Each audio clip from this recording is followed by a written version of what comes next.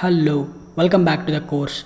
In this video and in the next couple of videos, we will discuss about the pagination and sorting. I don't go over in detail about what is pagination and what is the purpose of the pagination. I believe that you already know about the pagination.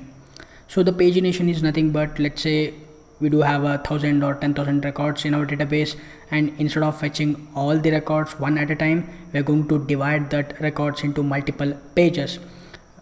Each page contains certain size or the certain number of records, and when the page number changes we will get a different set of records. That's the whole idea of the pagination. So in this video we will discuss about the pagination, and in the next video we will discuss about the sorting. So in order to use the pagination and sorting in the data JPA, the data JPA has provided a separate repository for that, and we're going to use that repository. So instead of the JPA repository, we're going to use the repository which is provided by JPA paging and sorting repository. So using this paging and sorting repository, we can implement the pagination and sorting out of the box. So the first step is we have to call the find all methods that we are going to do inside the service implementation. We have already called the find all method, but this time we are going to pass the two more parameters for this find all method. Not actually the two parameters, we are going to just a parameter which is pageable, and for the pageable we are going to pass the page and the size of the records, and the page number and the size will be provided by the client, because at the end of the day the user interface, the UI, will contain the pagination, the page numbers and the page size. So the user will select the page size and the page number. Depending upon that, we will fetch the records from the database. So since the user will send the page number and the page size, this get employees is going to take two parameters. One is page number and page size, and inside this we are going to create a pageable. It's an interface, and I'm going to call this pages, and we're going to make use of the page request. It contains a static method called of. This will take the page number and the page size. The page number always starts with 0, and we will pass from the 0th index. So let's pass the page number that we are receiving from the user and the page size. And for this find all method, let me actually show you that we have a different overloaded methods.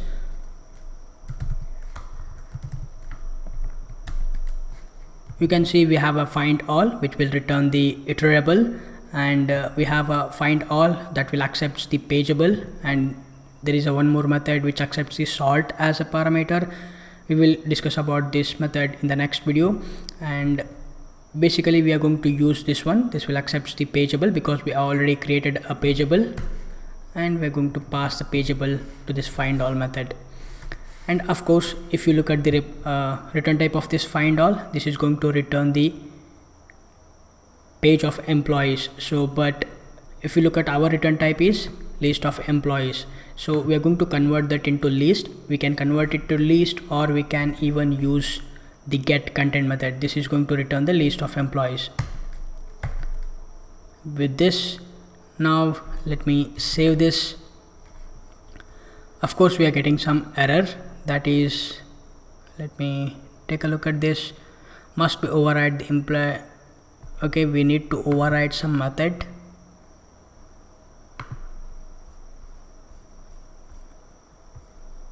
Okay, this is nothing but the get employees, because we already have this get employees method and we do getting the errors.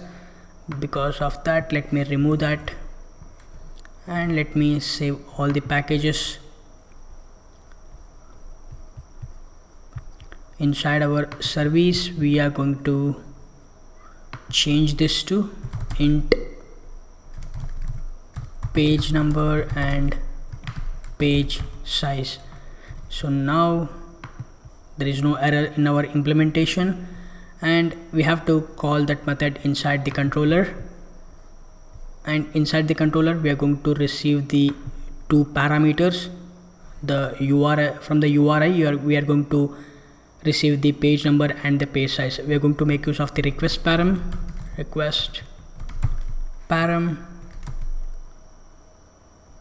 which will be integer page number, and at request param integer page size, and we need to pass the two parameters, which is page number and page size. With this, now let's save our changes.